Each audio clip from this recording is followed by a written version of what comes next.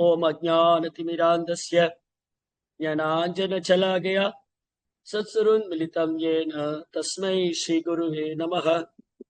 नमो ओं विष्णुपादाय कृष्णप्रेष्ठाय भूतले श्रीमदे भक्तिवेदान्तस्वामीति नामिने नमस्ते सारस्वती देवे गौरवाणि प्रचारिणे निर्विशेषशून्यवादी पाश्चात्यदेशतारिणे जय श्री कृष्ण चैतन्य प्रभु नित्यानंद श्री अद्वैत गदाधर श्रीवासदि गौर भक्त वृंद हरे कृष्णा कृष्णा कृष्णा हरे हरे हरे राम राम राम हरे हरे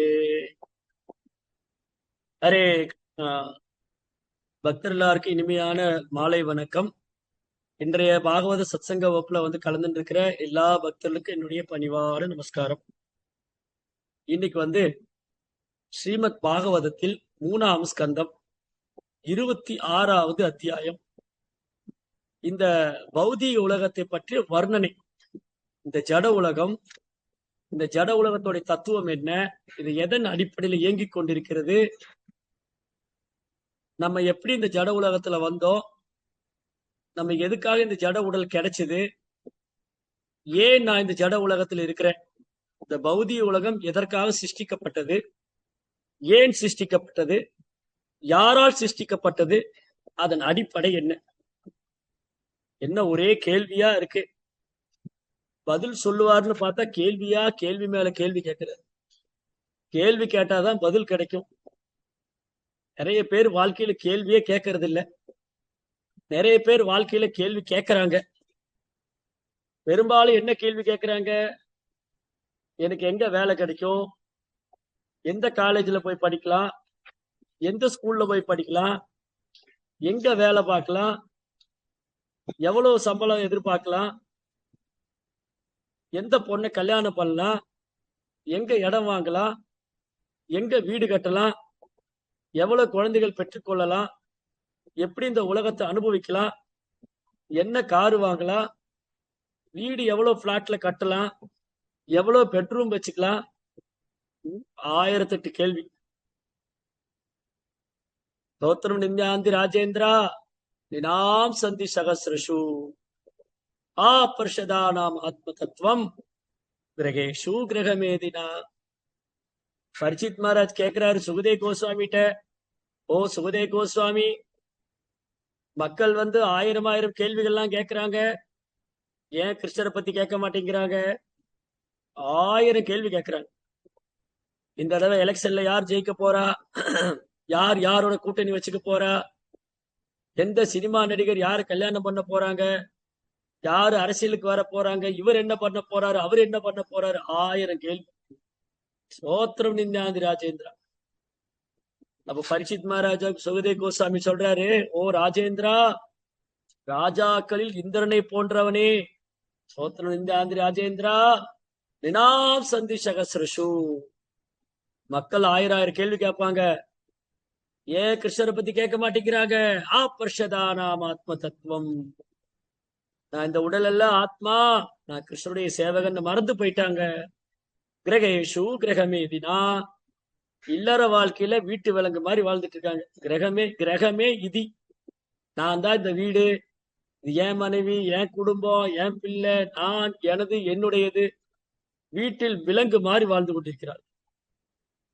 இதனால இந்த ஜட உலகம் கேள்விகள் கேட்கப்பட வேண்டும்.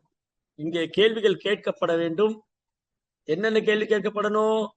நான் யாரு, நான் ஏன் இந்த உலகத்துல பிறந்தேன், நான் ஏன் பிறந்தேன், இந்த உலகம் எப்படி சிருஷ்டிக்கப்பட்டது,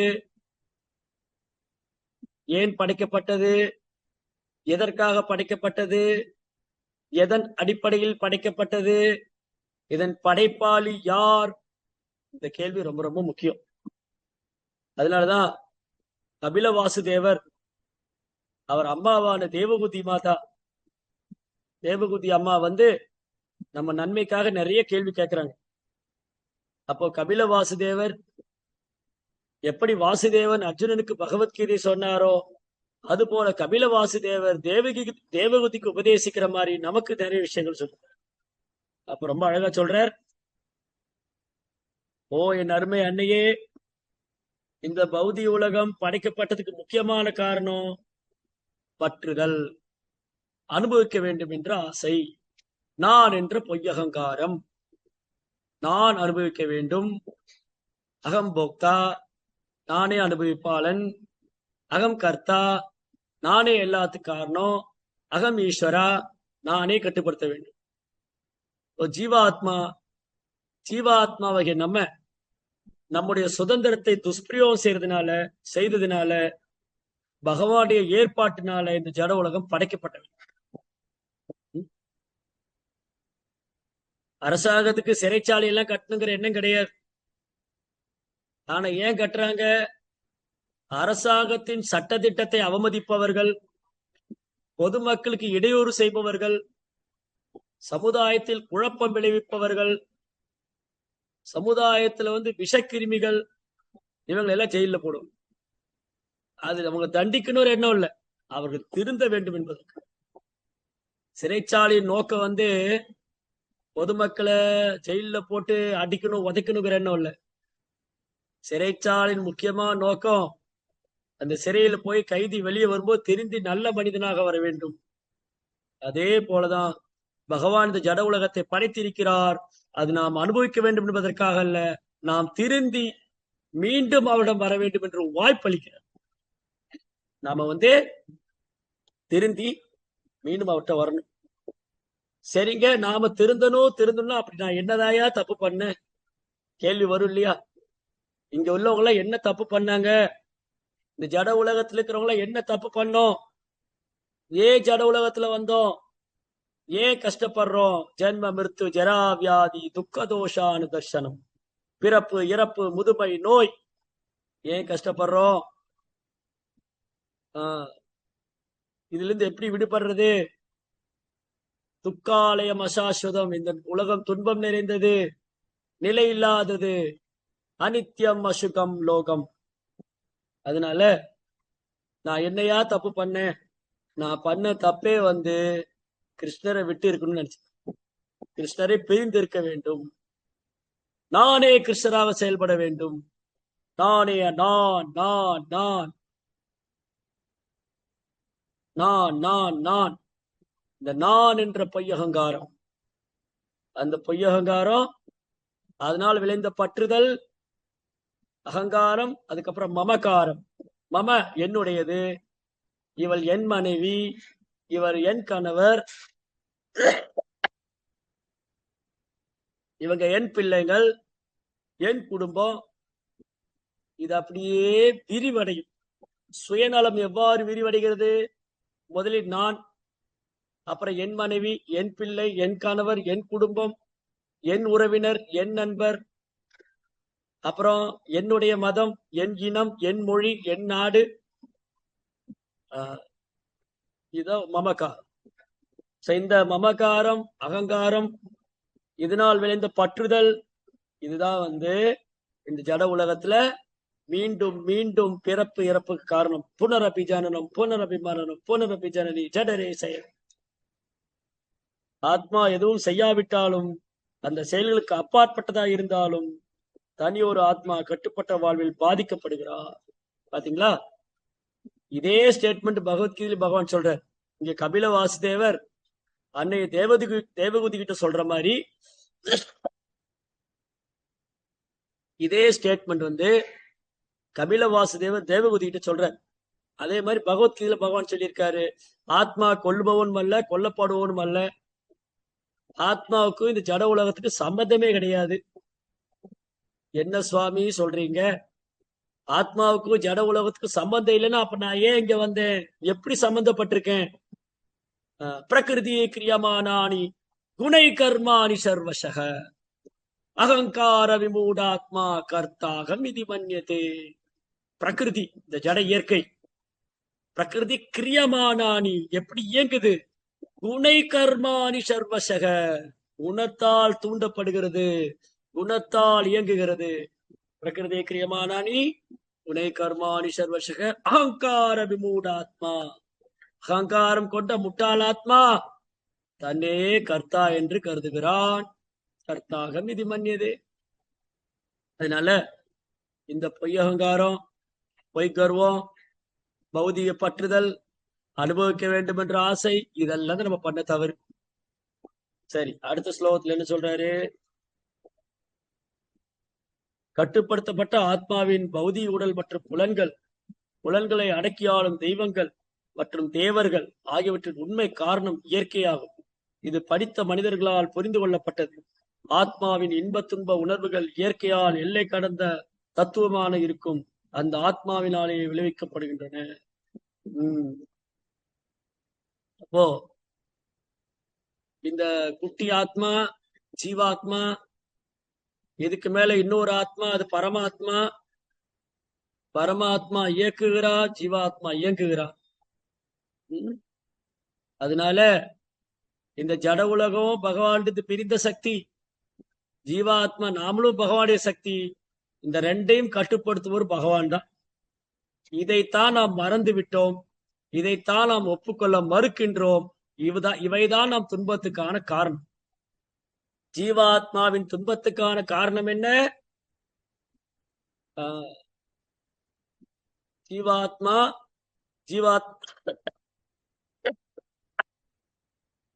ஜீவாத்மாவை நாம உயிர்வாழிகள், நாம பகவானுடைய சக்தி, ஆன்மீக சக்தி, இந்த ஜட உலகம் பகவானுடைய பௌதிக சக்தி.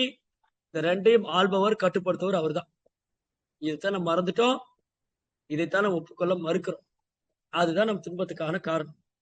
அப்ப இதை ஞாபகப்படுத்துவதற்காக தான், ஓ ஜீவாத்மாவே, நீ என்னை பிரிந்து துன்பப்பட்டு கொண்டிருக்கின்றாய், துயரப்பட்டு கொண்டிருக்கின்றாய், கவலைப்பட்டு கொண்டிருக்கின்றாய், பல்வேறு பௌதிக பிரச்சனைகளை சந்தித்துக் கொண்டிருக்கின்றாய். நீ என்னிடம் வந்துவிடு, நான் உன்னை எல்லா துன்பத்திலிருந்து விடுவித்து விடுகிறேன். கவலைப்படாதே, பயப்படாதே. மச்சித்தா சர்வதுக்காணி பத் பிரசாதாத் கிருஷ்யசி அதஷேத் அகங்காரா ந சோஷதி வினஷதி. அர்ஜுனா, இந்த பௌதிக உலகம் துன்பம் நிறைந்தது. மச்சித்த சர்வதுக்கா மத் பிரசாதா, என்னுடைய கருணையால் இது கடந்து விடும். அதை விட்டு அகங்காரம் கொண்டிருப்பாயானால் உன்னை யாராலும் காப்பாற்ற முடியாது, அழிந்து விடுவாய். கிருஷ்ணா எச்சரிக்கின்றார்.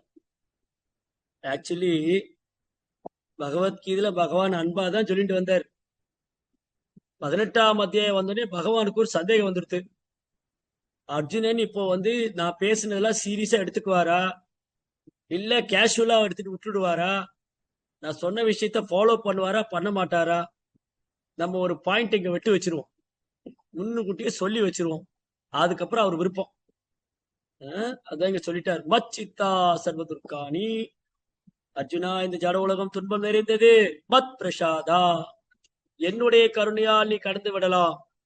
அதஷேத் அகங்காரா, நீ அதை விட்டு அகங்காரம் கொண்டிருப்பாயானா சதி வினசதி, உன்னை யாராலும் காப்பாற்ற முடியாது, நீ அழிந்து விடுவாய். அப்படியாவது கொஞ்சம் சீரியஸ் ஆகிறமான்னு பகவான் பாக்குறாரு. ரொம்ப அன்பாதான் சொல்லிட்டு வந்தார். ஒரே ஒரு ஸ்லோகத்துல மட்டும் 18ஆம் அத்தியாயத்துல கோபமா சொல்றார், நான் சொல்றதை கேட்கல, நீ வீணா போயிடு. ஏன்னா உனக்கு சொல்றதுக்காக தான்டா நான் வந்திருக்கேன். பகவான் இந்த பூமிக்கு வந்ததே நமக்கு உபதேசிக்கதான். நம்ம அதை கேட்கல, அவ்வளவுதான். அதனால இந்த பௌதிக பிரச்சனைகள்லாம் விடுபடணும்னு சொன்னா இன்னும் பகவானை நாம் சரணடைய வேண்டும்.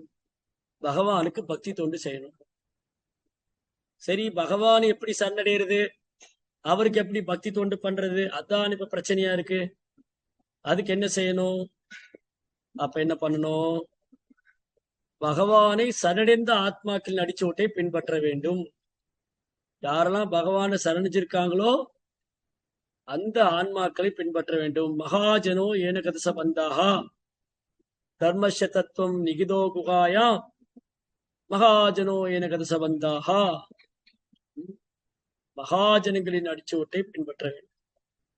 சரி, அப்பேற்பட்ட நிறைய மகாஜனங்கள்லாம் இருக்காங்க. அதுல ஒரு மகாஜனத்தோட மறைவு தினம் தான் இன்னைக்கு. ஆகச் சிறந்த மகாத்மா மகாஜனம் இன்னைக்கு மாதவேந்திரபுரி அவருடைய மறைவு தினம். மாதவேந்திரபுரி என்பவர் யார்? அவர் எதற்காக இந்த பூமியில் வந்தார்?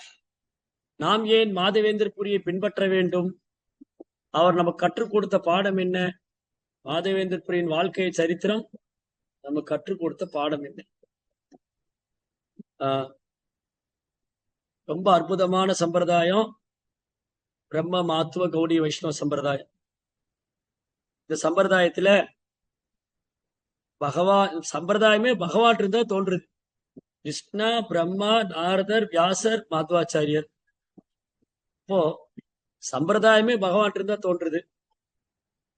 அப்படி இந்த சம்பிரதாயத்துல பகவான் ஸ்ரீ கிருஷ்ணரே சைத்தன்ய மகாபுரு அவதாரம் பண்ணியிருக்கார். இன்னும் 2 நாள்ல கௌரவ பூர்ணிமா பண்டிகை கொண்டாட போறோம். சைத்தன்ய மகாபிரபு யாரு? அவருடைய காருண்யம் என்ன? அவருடைய குணநலன்கள்லாம் தெரிஞ்சுக்கணும்னா ஆச்சாரியரை பற்றி நம்ம அறிந்து கொள்ள வேண்டும். ஆச்சாரியின் அனுகிரகம் இருந்தா தான் நடக்கும். அப்ப மாதவேந்திரபுரி சைத்தன்ய மகாபிரபு மிக பிரியமான பக்தர். பகவான் கிருஷ்ணருக்கு மிகவும் பிரியமான பக்தர். பிரேமத்தின் இருப்பிடம், கிருஷ்ண பிரேமத்தின் இருப்பிடம். மாதவேந்திரபுரி மாதிரி பக்தர்கள் ஏன் இந்த பூமிக்கு வர்றாங்க? அவங்களும் இங்க வந்தாங்க, நாமளும் இங்க வந்திருக்கிறோம். நாமளும் இந்த பூமிக்கு வந்திருக்கிறோம். மாதவேந்திரபுரி மாதிரி மகாத்மாக்களும் வந்திருக்காங்க. நாம நம்ம கர்மவேணினால வந்திருக்கிறோம். மாதவேந்திரபுரி மாதிரி மகாத்மாக்கள் மகாத்மானம் ஸ்துமாம் பார்த்த தைவீம் பிரகிருதி மாஸ்ருதக, பகவானுடைய மேற்பார்வையில பகவானுடைய ஏற்பாட்டுல இந்த பூமிக்கு வர்றாங்க. சரி, மாதவேந்திரபுரி எதுக்காக வந்தாரு? ஓ ஜீவாத்மாவே, நீ கிருஷ்ணரை மறந்து அறியாமையில் இருக்க, பந்தப்பட்ட வாழ்க்கையில் இருக்க, பௌதிக உலகத்து மேல பற்றுதலால் நீ துன்பப்பட்டு கொண்டிருக்கிறாய். உன்னை நான் பகவானிடம் அழைத்து செல்கிறேன். பகவானை இப்படிதான் பக்தி செய்ய வேண்டும், பகவானிடம் இப்படிதான் அன்பு செய்ய வேண்டும், பகவானிடம் இவ்வாறுதான் சரணடைய வேண்டும், பகவானுக்கு இப்படித்தான் சேவை செய்ய வேண்டும், பகவானை இவ்வாறுதான் நினைத்துக் கொள்ள வேண்டும், கிருஷ்ண உணர்வில் இருக்க வேண்டும், இந்த உடலை விடும்போது பகவானிடம் திரும்பி செல்ல வேண்டும். இந்த மாதிரி மிக உன்னதமான மனித வாழ்க்கையின் குறிக்கோளான பகவான் ஸ்ரீ கிருஷ்ணனுடைய தாமரை திருப்பாதங்களை அடைவது எப்படின்னு கத்து கொடுக்க வந்த ஒரு ஆச்சாரியர் தான் மாதவேந்திரன். அவர் கற்றுக் கொடுக்க மட்டும் வரவில்லை, அவர் அவ்வாறு வாழ்ந்தும் காண்பித்தார். அவருடைய கண்கள் எப்பொழுதும் பிரேமத்தால் நனைந்திருக்கும். அவர் கிருஷ்ணநாமத்தை பாடும்போது கண்களில் கண்ணீர் வரும். உடல் மயக்குத்துட்டேன், நான் தழுதலும். சில நேரம் அழுவாரு, சில நேரம் சிரிப்பாரு, சில நேரம் மயங்கி விழுந்துருவாரு, சில நேரம் அவரால் தன்னை கட்டுப்படுத்திக் கொள்ள முடியாது. ஆகச் சிறந்த மகாத்மா, பெரும் பக்தர், தூய வைஷ்ணவாச்சாரி. அவர் ஒரு முறை நித்யானந்த பிரபு சந்திச்சிருக்காரு 500 ஆண்டுகளுக்கு முன்பாக. இந்த லீலைகள் எல்லாமே 500 ஆண்டுகளுக்கு முன்பாக நடந்தது. இது உண்மை கதை. நான் ஏதோ நேரம் பாஸ் பண்றதுக்காக சொல்லல, உண்மையாலுமே நடந்தது. நித்யானந்த பிரபு சாக்ஷாத் பலராமர். மாதவேந்திரபுரியோ ஆத்மீக லோகத்துல கோலோக விருந்தாவனத்துல பகவான் ஸ்ரீ கிருஷ்ணருக்கு சேவை பண்ணக்கூடிய நித்தியமான சேவர்கள், நித்திய சித்தர்கள் ஒருவர். அப்ப ஆக சிறந்த 2 மகாத்மாக்கள் நித்யானந்த பலராமர். பலராமரே நித்யானந்த பிரபுவாக பகவானே பக்தனாக லீலை செய்ய வந்திருக்கிறார். அப்போ இன்னொரு பக்தரை சந்திக்கிறார். 2 பேரும் ஒருவர் கட்டி தழுவிக்கொள்கிறார். நித்யானந்த பிரபு தீர்த்த யாத்திரையின் போது மாதவேந்திரபுரியும் தீர்த்த யாத்திரை போனாங்க. அந்த புனித ஸ்தலத்துல 2 பேரும் சந்திச்சு ஒருவர் கட்டி தழுவிக்கொண்டு கண்ணீராலை அபிஷேகம் செய்தார். நித்யானந்த பிரபு பௌர்ணமி நிலவு போல தேஜஸ், தாமரை போல கண்கள், அப்படியே நீல நிற பட்ட ஆடை உடுத்தியிருக்கார். நல்ல சுருள் கூந்தல், தலையில பூக்களெல்லாம் அலங்காரம் செய்து நித்யானந்த பிரபு அப்படி பௌர்ணமி நிலவு போல பிரகாசிக்கிறார். மாதவேந்திரபுரி அப்படி சூரியனை போல பிரகாசிக்கிறார். சந்திரனும் சூரியனும் கட்டி தழுவிக்கொள்வது போல இந்த 2 பெரும் மகாத்மாக்கள் ஒருவர் கட்டி தழுவிக்கொண்டு பகவான் கிருஷ்ணனை புகழ் பாடி கண்ணீராலே அபிஷேகம் செய்து கொண்டார்கள். அப்ப நித்யானந்த பிரபு சொல்றாரு, ஓ மாதவேந்திரபுரி, தங்களை சந்தித்தது யான் செய்த பாக்கியம். என்னுடைய தீர்த்த யாத்திரை முழுமை அடைந்து விட்டது. என்னுடைய புனித ஸ்தல யாத்திரையில உங்களை போன்ற ஒரு மகா வைஷ்ணவர், மகா பாகவதர், பெரும் பக்தர், ஆச்சாரியன் தங்களுடைய தாமரை திருப்பாதத்தை யான் சேவித்தது யான் செய்த பாக்கியம். என்னுடைய யாத்திரை நிறைவடைந்தது. ஆனா மாதவேந்திரபுரிக்கு தெரியும், நித்யானந்த பிரபு ஒரு சாதாரண நபர் அல்ல. இருவரும் கட்டி தழுவிக்கொண்டு பகவான் கிருஷ்ண லீலைகளை பாடி ஆடி பரவசத்தில் நடனமாண்டார். இந்த மாதிரி மாதவேந்திரபுரி எங்கெல்லாம் போறாரோ, யாரையெல்லாம் சந்திக்கிறாரோ, அவங்க எல்லாருக்கும் கிருஷ்ணர் மேல தூய அன்பு, பிரேமம். ஏன்னா மாதவேந்திரபுரி பிரேமத்தின் இருப்பிடம். Krishna பிரேமத்துடைய treasure house is Madhavendra Puri. பேர்பட்ட ஒரு மகா பாகவதர், தூய பக்தர். அவர் எப்பவுமே கிருஷ்ண லீலைகளை ஸ்மரணம் செய்து கொண்டே இருப்பார். இந்த மாதிரி ஒரு தூய பக்தர் அவரை சந்திப்பது, அவரை தரிசிப்பது, அவரிடம் கேட்பது, அவர் புகழ் பாடுவது, அவரை நினைவில் கொள்வது மிகச்சிறந்த ஹிருதய சுத்தம். நம்ம இதயம் ரொம்ப பரிசுத்தமாகும் மாதவேந்திரனுடைய லீலைகளை பாடுவதால, கேட்பதால், அவரது தெய்வீகமான குணங்களை புகழ்வதால். நம்மை போல கட்டுண்ட ஜீவாத்மாக்கள், பந்தப்பட்ட வாழ்க்கையில் இருக்கிறவங்க இந்த மாதிரி மகாத்மாக்கள், மகா பாகவதர்களுடைய ஆச்சாரியன்மார்களின் தெய்வீகமான குணங்களை பாடுவதாலும் கேட்பதாலும் எந்த காரணத்துக்காக இந்த பௌதிக உலகத்தில் இருக்கிறோமோ, எதன் மேல் பற்றுதல் வைத்துக் கொண்டிருக்கிறோமோ அதிலிருந்து விடுபட்டு பகவான் கிருஷ்ணத்துல பற்றுதல். அதனாலதான் ஆச்சாரியர்கள் பிறப்பும் சிறப்பு வாய்ந்தது மறைவு, தோற்றம் மறைவு. ஆச்சாரியனுக்கு பிறப்பும் கிடையாது, இறப்பும் கிடையாது. பகவானுக்கு எப்படி பிறப்பு இறப்பு கிடையாதோ அதுபோல பகவானது தூய பக்தர்கள், ஆச்சாரியர்கள், குருமார்கள், அவங்களுக்கு பிறப்பு இறப்பு கிடையாது. அவர்கள் தோன்றுகிறார்கள், மறைகிறார்கள். மாதவேந்திரபுரி மாதிரி ஒரு மகாத்மா பகவானு விருப்பப்படி இந்த பூமிக்கு வந்தார். தூய பக்தி கிருஷ்ண பிரேமத்தை பிரச்சாரம் செய்தார், அதை பயிற்சி செய்தார், அதை அனுபவித்தார். அதனால அவரை புகழ்ந்து பாடுவது அத பகவான் சைத்தன்யரே செய்கின்றார். சைத்தன்ய மகாபிரபு அவர் ஜெகநாதபூரிலிருந்து தென்னிந்தியா யாத்திரை துவங்கும் போது அந்த கீராச்சார கோபிநாத் கோயில் அங்க மாதவேந்திரபுரிய மகிமைகளை பாடுகிறார். மாதவேந்திரபுரியின் தெய்வீகமான குணங்கள், அவரது செயல்களை 10 இதழ் கொண்டு மகாபிரபு வர்ணிக்கிறார். மாதவேந்திரபுரியின் புகழ் பாடுகிறார். தன் பக்தனை புகழ்வதில் பகவான் பரமானந்தம் அடைகிறார், பேரானந்தம் அடைகிறார். ஒரு நாள் மாதவேந்திரபுரி பல புனித ஸ்தலங்களுக்கு யாத்திரை போய் பிருந்தாவனத்துக்கு வந்தார்.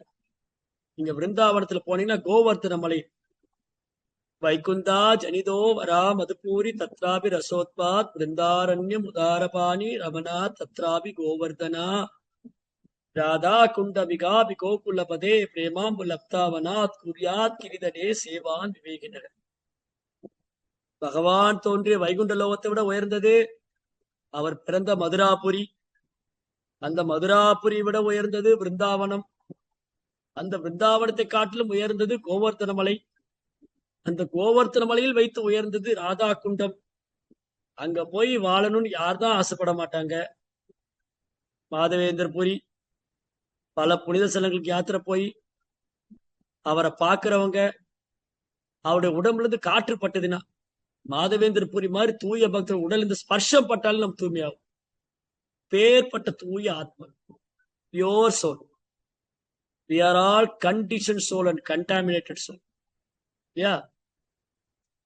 சரி, மாதவேந்திரபுரி மாதிரி தூய பக்தர்களை காண்பது அரிது. சரி, என்னாச்சு?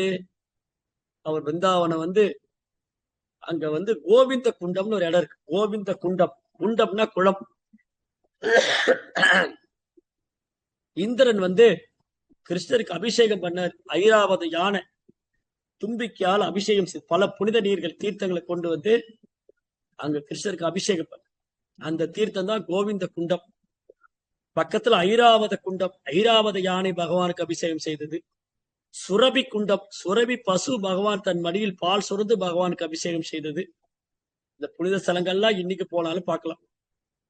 அந்த கோவிந்த குண்டத்தின் கரையில வந்து மாதவேந்திரபுரி பணிவாக, அமைதியாக, பவ்யமாக அமர்ந்து கொண்டு பகவானின் நாமத்தை உச்சரிக்கின்றார். ஹரே கிருஷ்ணா ஹரே கிருஷ்ணா கிருஷ்ண கிருஷ்ணா ஹரே ஹரே, ஹரே ராம் ராம் ராம் ஹரே ஹரே. மாதவேந்திரபுரி மாதிரி தூய பத்திரம் ஜபிக்கும் போது பசி, ஏக்கம், தாகம், கவலை, உடல் சார்ந்த எந்த உபாதைகளும் இருக்காது. அவங்க அப்படியே தன்னை மறந்து சமாதி நிலைக்கு போயிடுவாங்க. 2 நாட்கள் 3 நாட்கள் வாரக்கணக்காக சாப்பிடாம இருப்பாங்க. அப்படியே இந்த உடல் தளத்திலிருந்து மாறி ஆத்ம தளத்தில் ஆனந்தத்தை அனுபவித்துக் கொண்டிருப்பார்கள். நாமளும் தான் ஜெபம் பண்றோம். ஜெபமாலை எடுத்தோடனே முதல்ல கொட்டாவிதான் வருது, அதுக்கப்புறம் தூக்கம் தான் வருது. ஆனா மாதவேந்திரபுரி மாதிரி உள்ள பக்தர்கள் நாம ஜெபிக்கும் போது அனுபவித்தார்கள். இந்த நாமத்தை வந்து அனுபவிச்சாங்க. அப்படியே ஜெபம் பண்ணிட்டே இருக்கார். 3 நாள் ஆச்சு, 4 நாள் ஆச்சு, சாப்பிடாம சாண்டிங் பண்ணிட்டே இருக்கார். அப்ப அங்க பக்கத்துல மேய்ச்சல் நிலத்துல ஒரு பையன் வேகமா ஓடி வந்தான். ஐயா சாமி, இந்த பாருங்க, நீங்க விருந்தாவனத்தில் இருக்கிறீங்க. இந்த விருந்தாவனம் இங்க இருக்கிற மேய்ச்சல் எல்லாம் எனக்கு சொந்தம். என் ஊருக்கு வந்து யாரும் பட்னியோடு இருக்கக்கூடாது. இந்த பாலை முதல்ல குடிங்க அப்படின்னு ஒரு பானையில பாலை கொண்டு வந்து கொடுத்தார். இவருக்கு பெருத்த ஆச்சரியம். யார் இந்த பையன்? இவன் எங்கிருந்து வந்தான்?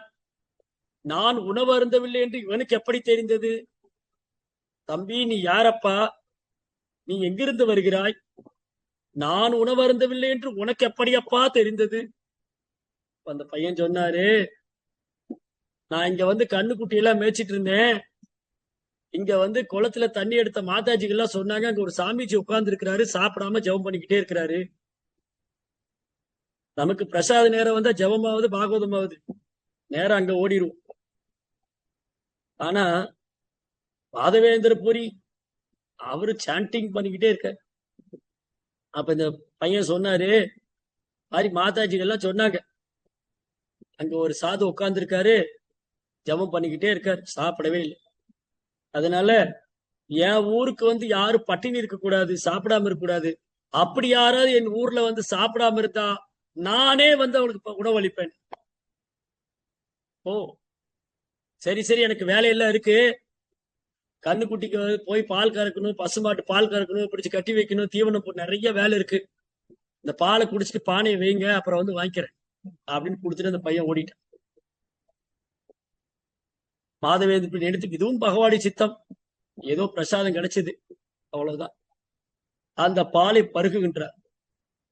அந்த பாலை பருகும் போது மாதவேந்திரபுரின் கண்களில் கண்ணீர் மல்கி, அமிர்தம் போல சுவை, இதயம் முழுவதும் பேரானந்தம்.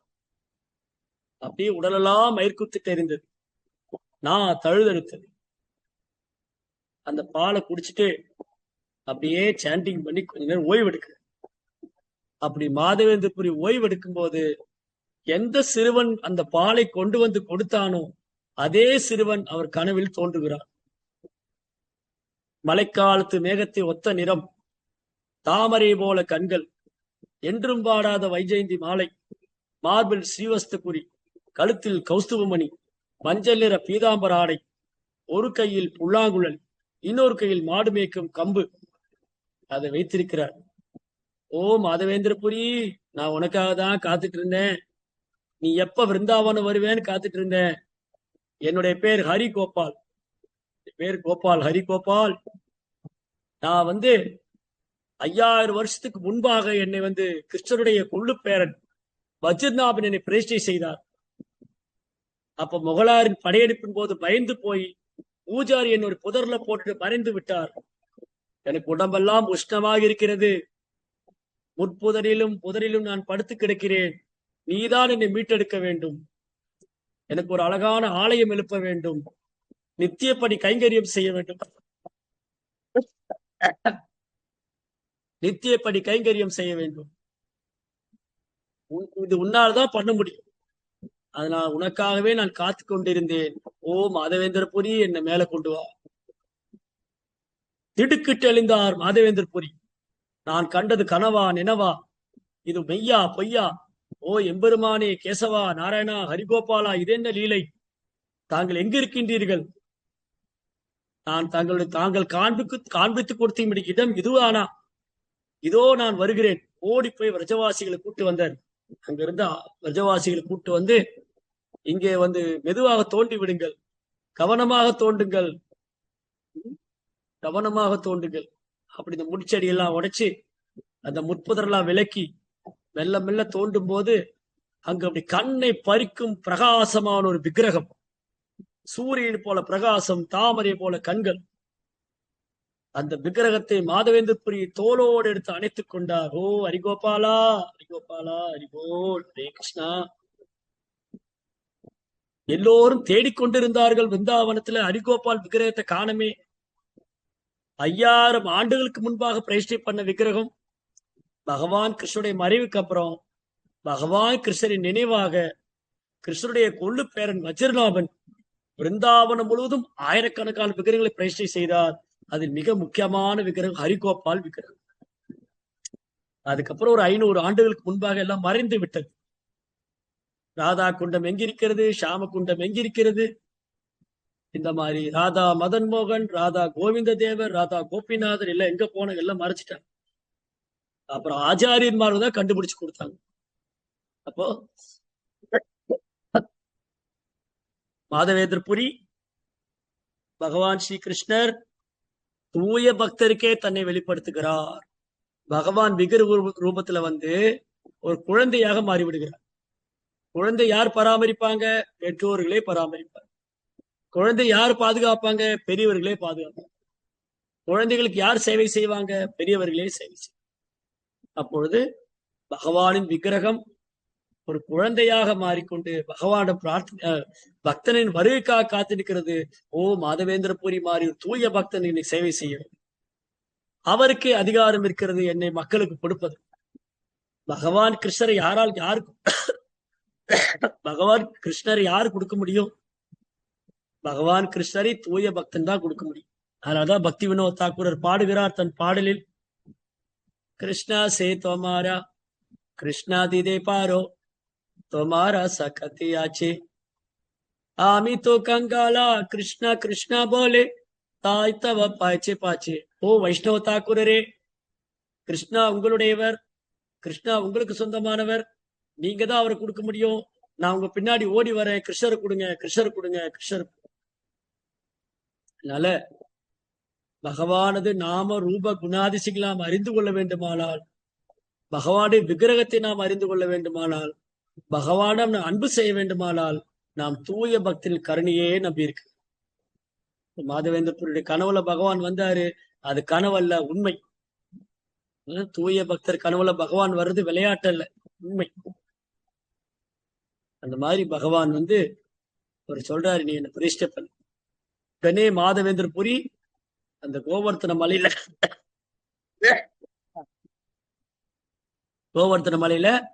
அழகான ஒரு கோயில் கட்டி அதுல ஹரிகோபால் விக்கிரகத்தை பிரதிஷ்டை செய்தார். அதுக்கப்புறம் குடம் குடமாக ஆயிரக்கணக்கான குடங்கள், பால், தயிர், தேன், நெய், யமுனா நதி, புனித தீர்த்தங்கள், ராதா குண்ட தீர்த்தம், ஷாம குண்ட தீர்த்தம், ஐராவத தீர்த்தம், கோவிந்த குண்ட தீர்த்தம், அப்சர தீர்த்தம், அந்த தீர்த்தம், எல்லா தீர்த்தங்களையும் கொண்டு வந்து பகவானுக்கு அபிஷேகம் மேல அபிஷேகம், குடம் குடமாக பால் அபிஷேகம். சுத்து வட்டார 18 கிராமத்தில் இருக்கிறவங்க தெரிய வந்தது, ஓ ஹரிகோபால் விக்கிரகம் கிடைத்து விட்டது, பகவான் தோன்றி விட்டார், மாதவேந்திரபுரியின் கருணையால் பகவானும் காட்சி கொடுக்கின்றார். எல்லா கிராம மக்களும் ஓடி வருகிறார்கள். ஒரு கிராமத்துக்காரர் சொல்ல, எங்களுக்கு ஒரு சேவை கொடுங்க, நாங்க பண்றோம், இன்னைக்கு நாங்க விருந்து கொடுக்கிறோம், இன்னைக்கு நாங்க அபிஷேகம் பண்றோம், இன்னைக்கு நாங்க பால் அபிஷேகம் பண்றோம். இப்படி 100கணக்கான ஆயிரக்கணக்கான பிரஜவாசிகள் சேவையை ஏற்றுக்கொள்கிறார். மாதவேந்திரபுரி சில பிராமணருக்கு தீட்சை கொடுத்து, சில பக்தர்களுக்கு தீட்சை கொடுத்து, விக்கிரக ஆராதனை செய்வது, அபிஷேகம் செய்வது எல்லாம் அழகா, ரொம்ப அழகா ஏற்பாடு செய்யறார். அப்போ அன்னக்கூடம், இவர்தான் ஹரிகோபால் விக்கிரகம். இருங்க, நான் மறைச்சுக்கிறேன், நந்தி மாதிரி இருக்கு. இந்த ஹரிகோபால் விக்கிரகம் இப்ப வந்து ஸ்ரீநாத்ஜின்னு சொல்லி நட்வாரால இருக்கார், ராஜஸ்தான்ல. நீங்க எவ்வளவு பேர் தரிசனம் பண்ணிருப்பீங்க தெரியாது. இன்னைக்கு வந்து இவரு ஸ்ரீநாத்ஜி என்று நட்வாரால இருக்கார், ராஜஸ்தான்ல. சரி, இந்த ஹரிகோபால் விக்கிரகம் இருக்காரு பாருங்க. இவருடைய கண்கள் தாமரை இதழ் போல இருக்கும். ஒரு கை மேல உயர்த்தி கோவர்த்தனத்தை கொடையாக பிடித்துக் கொண்டிருக்கிறார். ஒரு கை இடுப்பில் வைத்திருக்கிறார். இடுப்பில் புல்லாங்குழல் சொருகி இருக்கிறார். பகவான் ஹரிகோபால் கி ஜெய். அப்புறம் மாதவேந்திரபுரி பெரிய திருவிழாவை செய்து விட்டார். பகவானுக்கு குடம் குடமாக அபிஷேகம்.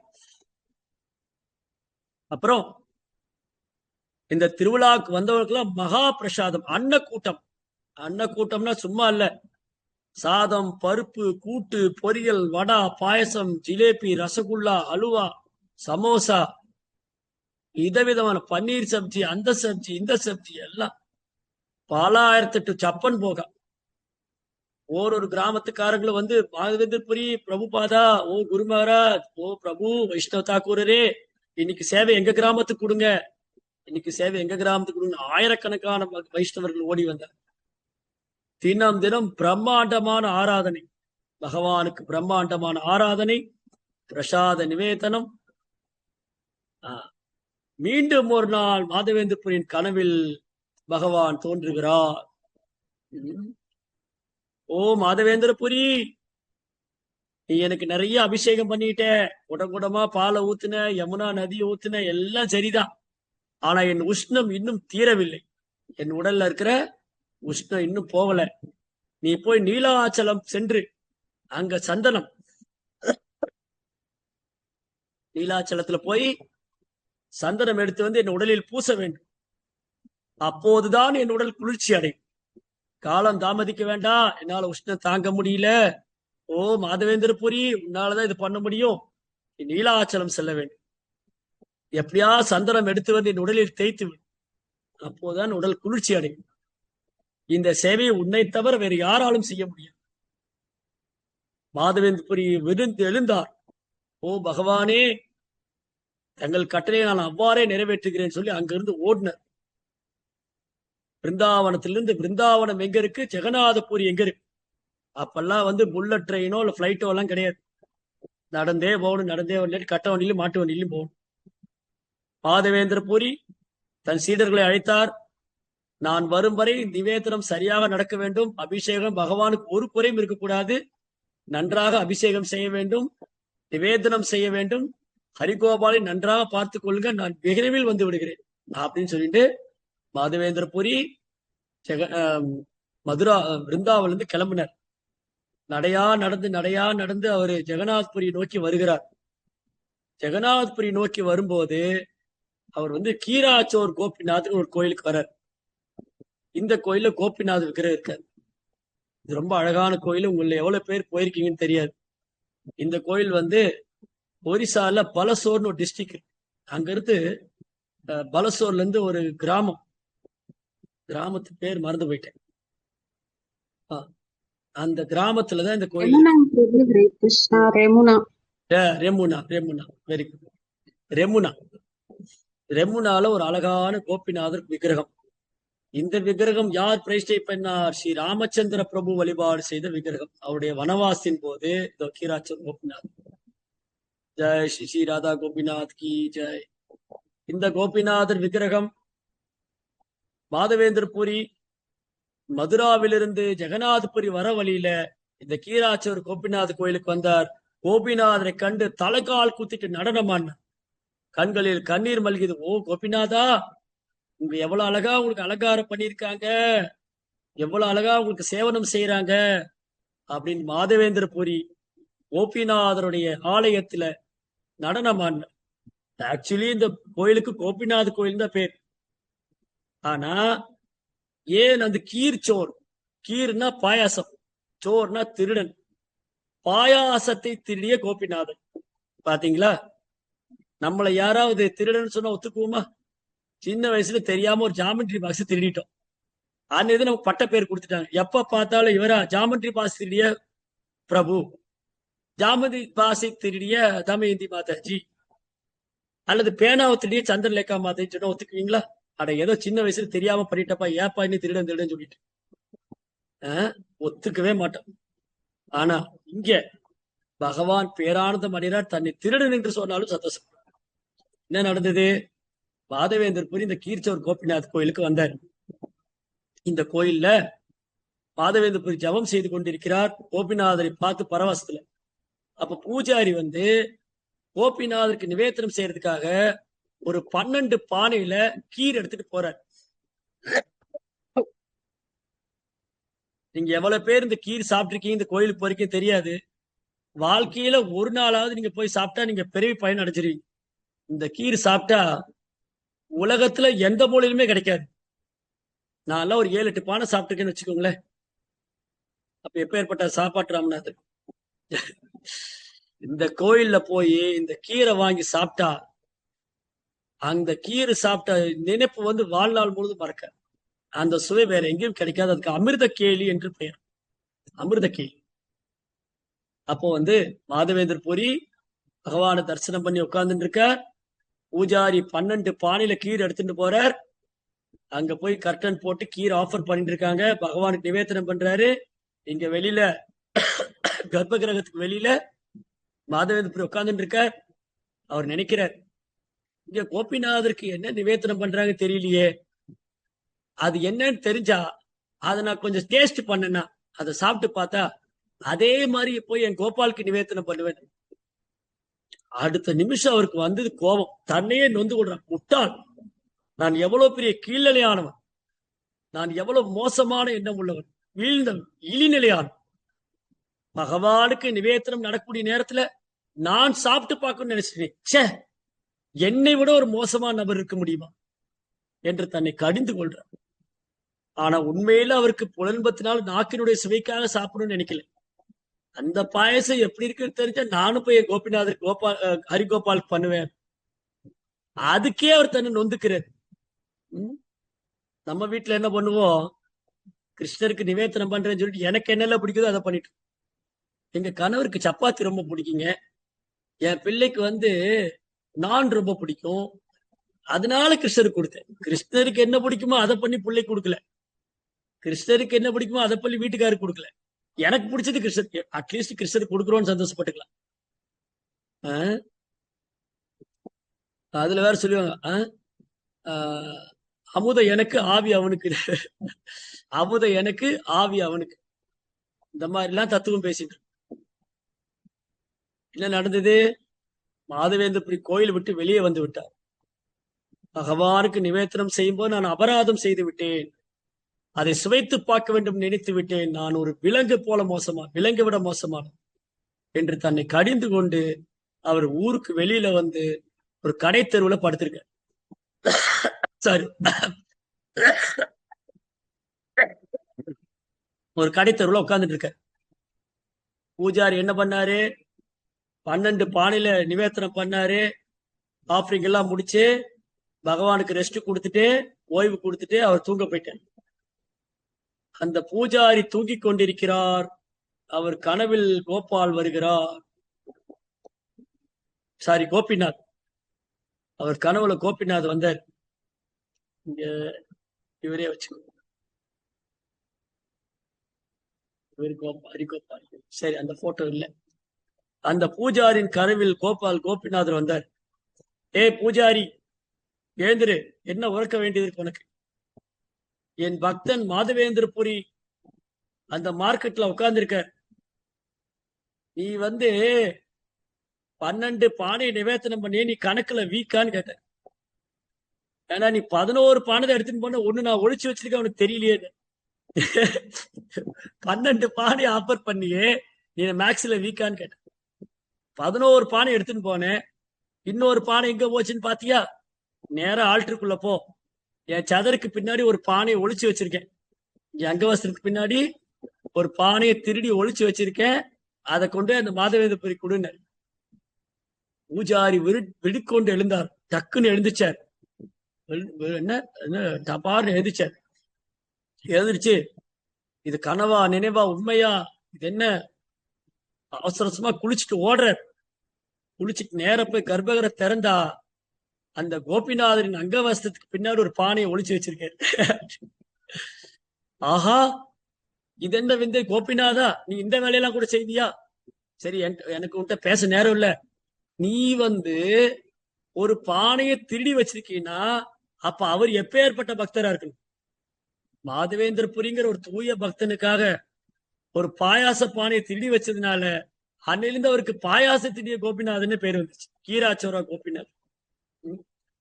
ஓடுறாரு பானையை தூக்கிட்டு, கோயிலுக்கு வெளியில ஓடுறாரு. ஓ மாதவேந்திரபுரி, ஓ மாதவேந்திரபுரி, ஓ மாதவேந்திரபுரி, எங்க இருக்கீங்க, எங்க இருக்கீங்க, எங்க இருக்கீங்க? உங்களுக்காக கோபிநாதர் கீரை திடி வச்சிருக்கார், பாயசம் திடி வச்சிருக்காரு. அவர் அப்படியே வருத்தத்துல முகம் எல்லாம் வாடி போச்சு. நான் போய் பகவான் சாப்பிடறத ஆசைப்பட்டேனே. இவர் ஓடி இந்த பானையை கையில பிடிங்கன்னு அவர் பானையை பிடிச்ச நமஸ்காரம் பண்ணு சாஷ்டாங்கமா. உங்களுக்காக கோபிநாதர் திடி வச்சிருக்காரு, இது உங்களுக்கான பிரசாதம், மகா பிரசாதம், நீங்க எடுத்துக்கோங்க. அப்படியே கண்கள்ல இருந்து கண்ணீர் அருவியாக வந்தது. என்னது, எனக்காக பாயாசம் திடி வச்சாரு? ஆமா ஆமா, சீக்கிரம் கொண்டு போய் கொடு. மாதவேந்திர புரி அங்க உட்கார்ந்துட்டு இருக்கார், இந்த பாயாசம் அவர் கொடுக்கணும், கீரை கொண்டு போய் கொடு. அப்படியே கண்ணெல்லாம் கண்ணீர் வந்தது. இந்த பானை கையில வச்சுட்டு அப்படி உடம்பெல்லாம் மயிர் குத்திட்டு நாவெல்லாம் தழுதெடுத்து அப்படியே இந்த பாயாசத்தை பருகுகின்றார். பரவசம் அடைந்தார். அப்படியே உடம்பெல்லாம் பிரேமம். கோபிநாதா கோபிநாதா என்று தரையில் உருண்டு பிறண்டு அந்த பாயாசத்தை பருகி பரவசத்தில் நடனமாடி மயங்கி விழுந்தார் மாதவேந்திரன். அதுக்கப்புறம் இந்த பானை மட்டும் சாதாரணமான பானை அல்ல, இது கோபிநாதர் கரம் பட்டது. இந்த பானையை உடைத்து ஒரு நாள் அந்த மண்ணை சாப்பிட்டார். ஏற்பட்ட பரம பாகவத். அப்புறம் கேள்விப்பட்டாங்க ஊர் கிராமத்துக்காரங்கெல்லாம், ரெமுனா, பலசோர், சுத்து வட்டார ஒரிசா 18 கிராமத்துல இருந்து ஓடி வர்றாங்க. இந்த ஊருக்கு மாதவேந்திரபுரி ஒரு பெரிய பக்தர் வந்திருக்காராம்ப்பா, மகா பாகவதன் ஆச்சாரியன், அவருக்காக பகவானே ஒரு பாயாசத்தை திருடி வச்சுட்டாராம, வாங்க போலாம், அவர் பார்க்கலாம். ஓடி ஓடி வரும். நாமளா இருந்தா என்ன பண்ணுவோம்? பாருங்க, நான் எப்ப ஏற்பட்ட பக்தன் தெரிஞ்சுதா, எனக்காக பகவானே பாயாசம் திருடி வச்சிருக்காரு, இப்பயா என்னை பத்தி புரிஞ்சுக்குங்க அப்படின்னு தண்டோரா போடும். தண்டோரா போட்டு ஊரெல்லாம் பேசி பேஸ்புக், ட்விட்டர், வாட்ஸ்அப் எல்லாத்திலையும் போட்டுரும், யூடியூப்ல எல்லாம். மாதவேந்திரபுரி அப்படியே தன்னை மறைத்துக் கொள்றார். சிஜோ, இது என்ன புகழ், இது தேவையில்லையே. அங்கிருந்து ஓடி விட்டார். அவர் ஓடி விட்டார். புகழ்ச்சியில் மயங்கவில்லை, புகழுக்காக இயங்கவும் இல்லை, ஓடி விட்டார். அவர் எங்க போனாரு? நேரா நீலாச்சலம் போறார். ஆனா என்ன நடந்தது? பகவான் எப்பொழுதும் தன்னை விட தன் பக்தன் புகழப்படுவதை விரும்புவார். மாதவேந்திரபுரி நீலாச்சலம் வராரோ இல்லையோ, அவர் புகழ் நீலாச்சலத்துக்கு வந்துருச்சு. இந்த மாதிரி மாதவேந்திரபுரிங்கிற ஒரு பக்தர் இருக்காராம்ப்பா, ஆச்சாரியன், அவருக்காக கோபிநாதர் யமுனால பாயாச கீரை திருடி வச்சுட்டாராம். அது பூரி முழுது பரவி மன்னருக்கே தெரிஞ்சு போச்சு. மாதவேந்திரபுரி போய் தன்னை அறிமுகப்படுத்துற ராஜா கிட்ட, ஐயா, நான் விருந்தாவனத்திலிருந்து வரேன், என்னுடைய பேர் மாதவேந்திரபுரி. நீங்க தான் அந்த மாதவேந்திரபுரியா? மன்னன் இறங்கி ஆச்சாரியின் தாமரை திருப்பாதங்களை பற்றி கொண்டார், எங்களை ஆசீர்வதிங்கள். அப்படியே முகமெல்லாம் தளர்ந்து விட்டது. ஐயோ, என்னை புகழ் இப்படி சொல்றாங்களே. நமக்கெல்லாம் புகழும் போது சந்தோஷமா இருக்கு. ஆனா வெளியில சொல்லுவோம் அப்படியெல்லாம் ஒண்ணு இல்லைங்க, ஆனா உள்ளுக்குள்ள ஹாப்பியா இருக்கு. பக்தி சித்தாந்த மகாராஜ் என்ன சொல்லியிருக்காரு? யாராவது நம்மளை புகழ்ந்தா நமக்கு எப்படி இருக்கணும்? பன்றியோட மலத்தை எடுத்து உடம்புல பூசின மாதிரி இருக்கும். யாராவது நம்மளை புகழ்ந்தா, பிரபு உங்களை மாதிரி யாரும் இல்லை அப்படின்னு சொல்லிட்டாலே, பன்னியோட மலத்தை எடுத்து உடம்புல பூசினா இன்னொரு ஃபீலிங் இருக்கு, அந்த ஃபீலிங் வரும். அது மாதவேந்திரபுரி நினைச்சுட்டா, ஐயோ, என்ன எல்லாம் இப்படி புகழ்றாங்களே. அவர் அப்படியே தலை குனிந்து அப்படியே பவ்யமாக பணிவாக நின்று கொண்டிருக்கிறார். தாங்கள் என்ன வேணும் கேளுங்க, தாங்களுக்கு எப்பேற்பட்ட உதவி செய்ய தயாரா இருக்கும். மாதவேந்திரபுரி சொன்னாரு, என்ன கோபாலுக்கு சந்தனம் வேணும், ரொம்ப சூடா இருக்கு உடம்பு, இப்போ இதோ கடிதம் கொடுக்குறேன், எவ்வளவு சந்தனம் வேணா எடுத்துட்டு போங்க, கோபாலுக்கு எவ்வளவு வேணாலும் போடுங்க. கூட ஆளே அனுப்பிச்சு வச்சேன், நான் கூட ஆட்களே அனுப்புறேன், நீங்க போய் சந்தனம் எவ்வளவு வேணா எடுத்துக்கங்க, கோபாலுக்கு போடுங்க. மாதவேந்திரபுரி ரொம்ப சந்தோஷமா சந்தனம் எடுத்துட்டு அங்க இருந்து திரும்ப வர்றார். திரும்ப வந்தவரு அதே கோபிநாதர் கோயிலுக்கு வந்தார். அங்க கோபிநாதர் தரிசனம் பண்ணி மீண்டும் அந்த பாயாசத்தை சாப்பிட்டு அன்னைக்கு ஓய்வு எடுக்கிறார். திரும்ப மீண்டும் கனவுல கோபிநாதர் வர்றாரு, சரி கோபால் வர்றாரு. கோபால், ஹரிகோபால். ஓ மாதவேந்திரபுரி, நீ ரொம்ப சிரமப்பட வேண்டாம். நீ வந்து அந்த சந்தனத்தை வந்து அங்க கோபிநாதருக்கே போட்டுடு. அந்த கோபிநாதரும் நானும் வேற வேற இல்ல. நான் உன்னை கஷ்டப்படுத்த விரும்பல. இவ்வளவு தூரம் நீ சந்தனத்தை தூக்கிட்டு வர வேண்டாம். நீ கோபிநாதருக்கு போட்டுட்டாலே எனக்கு போட்ட மாதிரி. என்னை எழுந்து மாதவேந்திரபுரி பூஜாரி அழைத்து சந்தனத்தை அரைக்க சொல்ற. பெரிய கல்லுல வச்சு சந்தனத்தை அரைத்து அந்த சந்தன குழம்புகளை வந்து பகவானுடைய மேனியில பூசுகிறார். சந்தன் யாத்திரா. வருஷம் வந்து சந்தன் யாத்திரை நடக்கும். இப்ப மே மாசம் சந்தன் யாத்திரை நடக்கும். எல்லா இஸ்கான் கோயில்களையும் பகவானுக்கு சந்தன காப்பு அலங்காரம். ஏன்னா மே மாசம் ரொம்ப உஷ்ணமா இருக்கும் இல்லையா, பகவானுக்கு சந்தன காப்பு அலங்காரம். அப்ப சைத்தன்ய மகாபிரபு இந்த கதையை சொல்றாரு. நித்யானந்த பிரபு, ஜெகதானந்த பண்டிதர், முகுந்த தத்தா, ராமானந்தராயர், இவங்க எல்லாம் மகாபிரபு கூட வந்தாங்க. ஜெகநாதபுரி வரும்போது, பெங்கால்ல இருந்து மேற்கு வங்காளத்தையும் ஜெகநாதபுரி வரும்போது இந்த கீர்ச்சோர் கோபிநாதர் கோயில்ல வந்து மகாபிரபு மாதவேந்திரபுரி இந்த கதையை வந்து ரொம்ப உற்சாகமாக ஆர்வமாக சொல்றாரு இந்த 4 பக்தர்களுக்கு. பகவான் சொல்றாரு, ஓ பிரபு, ஓ என் அருமை பக்தர்களே, பகவான் கிருஷ்ணர் மாதவேந்திரபுரிக்கு ஒரு பரீட்சை வைத்தார். அவர் வென்று விட்டார். அது அதனால யாரெல்லாம் மாதவேந்திரபுரிய கதையை கேட்கிறாங்களோ, படிக்கிறாங்களோ, சொல்றாங்களோ, அவங்களுக்கு எல்லாம் தூய பக்தி கிடைக்கும். மாதவேந்திரபுரி போன்ற பக்தர்களுக்கே பகவான் பரீட்சை வச்சிருக்கார். இவர் எவ்வளவு முயற்சி பண்ணுவாரு, இவர் இங்கிருந்து நடந்து போய் சந்தனம் எடுத்துட்டு வருவாரா, அந்த சேவையை செய்ய தயாரா இருக்காரா? நம்மளா தான் என்ன பண்ணுவோம், என்ன எப்பவுமே என்னையே கூப்பிடுறீங்க, வேற யாரும் இல்லையா, நாங்க என்ன சும்மாவா இருக்கோம், நான் 2 நாளைக்கு முன்னாடி தானே வந்து சர்வீஸ் பண்ணிட்டு போனேன், 1008 காரணம், எனக்கு அந்த வேலை இந்த வேலை, நான் அதை செய்தேன் இதை செஞ்சேன். ஆனா மாதவேந்திரபுரி எந்த ஒரு உள்நோக்கம் இல்லாம, எந்த ஒரு எதிர்பார்ப்பும் இல்லாம பகவானை திருப்திப்படுத்த வேண்டும், பகவானை சந்தோஷப்படுத்த வேண்டும், பகவானுக்கு சேவை செய்ய வேண்டும், அவரை மகிழ்விக்க வேண்டும். அது ஒன்றுதான் நமக்கு குறி, வேற எந்த நோக்கம் கிடையாது. அந்த அளவுக்கு பகவான் மேல பற்றுதல், அந்த அளவுக்கு பகவான் மேல பற்றுதல் இருந்ததுனாலதான் அவர் வந்து அவருக்கு சுயநலம், தன் தற்பெருமை, தற்புகள் எதிலையும் நாட்டம் கிடையாது, எதிலும் ஈடுபாடு கிடையாது. அதான் மகாபிரபு வந்து மாதவேந்திரனுடைய மகிமைகளை பறைசாற்றுகிறார். அவருடைய சீடு தான் ஈஸ்வரபுரி. அந்த ஈஸ்வரபுரி தான் மகாபிரபு தீட்சை எடுத்துக்கொள்றார், சன்னியாசம் எடுத்துக்கொள்றார். அதுக்கப்புறம் எல்லாம் சரி, இந்த கதை அப்படி போயிட்டே இருக்கும். இன்னைக்கு நம்ம வந்து மாதவேந்திரபுரிட்ட பிரார்த்தனை செய்யணும். ஓ மாதவேந்திரபுரி அவர்களே, அவருடைய சமாதி மந்திரம் அங்க ரெமுனால இருக்கு, கீர்ச்சோர் கோபிநாத் கோயில் பக்கத்துல. அங்க போனா இன்னைக்கு பார்க்கலாம். மாதவேந்திரபுரி எவ்வாறு பகவானுக்கு சேவை செய்தாரோ அதே மனோபாவத்தை ஏற்றுக்கொண்டு சில பிரபுபாதர் எந்த கிருஷ்ண பக்தி வந்து நமக்கு பேரானந்தம் தரக்கூடியதோ, எந்த கிருஷ்ண உணர்வு நம்மளை பிறப்பு இறப்பிலிருந்து விடுவிக்கக்கூடியதோ, யாருடைய நாமத்தை உச்சரித்தால் நாம் அறியாமல் விடுபடுவோமோ, அந்த மகா மந்திரத்தை, அந்த பாகவத தர்மத்தை உலகெல்லாம் பிரச்சாரம் செய்தார் சில பிரபுபாதர். அதனால இன்னைக்கு மாதவேந்திரனுடைய சரித்திரம் நம்ம கேட்கிறோம், படிக்கிறோம்னா அதுக்கு பிரபுபாடைய காரணமற்ற கருணை. அதனால இன்னைக்கு வந்து நம்ம மாதவேந்திரபுரிட்டையும் சில பிரபுபாட்டையும் பிரார்த்தனை பண்ணணும். நமக்கு நாமத்துல ருச்சி வரணும், அறியாமல் விடுபடணும், ஜட உலகத்து மேல பற்றுதல் கொள்ளக்கூடாது. பற்றுதல், அப்புறம் வந்து புலன்பு அனுபவிக்கிற எண்ணம், பௌதிக ஆசை, பௌதிகத்துல அட்டாச்மெண்ட், இதெல்லாம் போகும்.